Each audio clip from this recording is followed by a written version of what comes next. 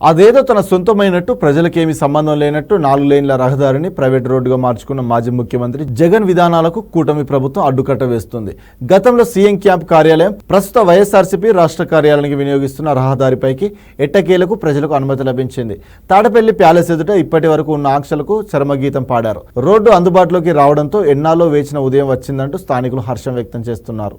మాజీ ముఖ్యమంత్రి జగన్ నివాసం ఉండే ప్యాలెస్ ఎదుట ఆంక్షలు తొలగిపోయాయి. ఇన్నాళ్లు జగన్ సేవకే పరిమితమైన 4 లేన్ల రహదారి ఇప్పుడు ప్రజలకు అందుబాటులోకి వచ్చింది. జగన్ సీఎం అయ్యాక ఆయన ఇంటి పక్కన ఉండే పేదలను అక్కడి నుంచి ఖాళీ చేయించిన పోలీసులు రహదారిని పూర్తిగా దిగ్బంధించారు. ఈ విషయంలో పెద్ద ఎత్తున విమర్శలు వ్యక్తమయ్యాయి. గుర్తింపు కార్డులు చూపించిన తర్వాతే జనాన్ని రోడ్డుపైకి పోలీసులు అనుమతించారు. ఉన్నతాధికారులు సైతం ఫోటోలు, గుర్తింపు కార్డులు చూపించాల్సిన పరిస్థితి ఏర్పడింది. విద్యార్థులు, రైతులు, కూలీలకు రోడ్డు అందుబాటులోకి రావడంతో స్థానికులు ఆనందాన్ని వ్యక్తం చేస్తున్నారు.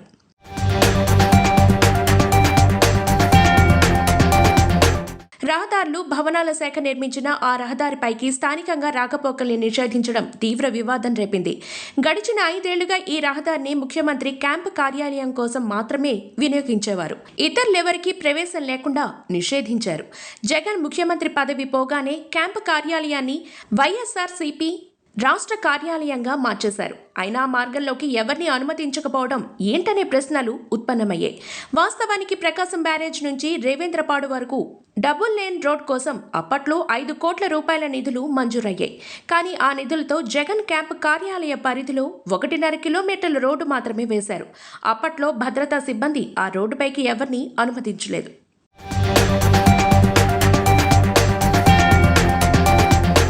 ఇప్పుడు జగన్ సీఎం హోదాలో లేకపోయినా ప్రజాధనంతో నిర్మించిన రోడ్డుపైకి ప్రజలెవరిని జగన్ భద్రతా సిబ్బంది అనుమతించకపోయేసరికి స్థానిక ప్రజల నుంచి కూటమి ప్రభుత్వానికి ఫిర్యాదులు అందాయి.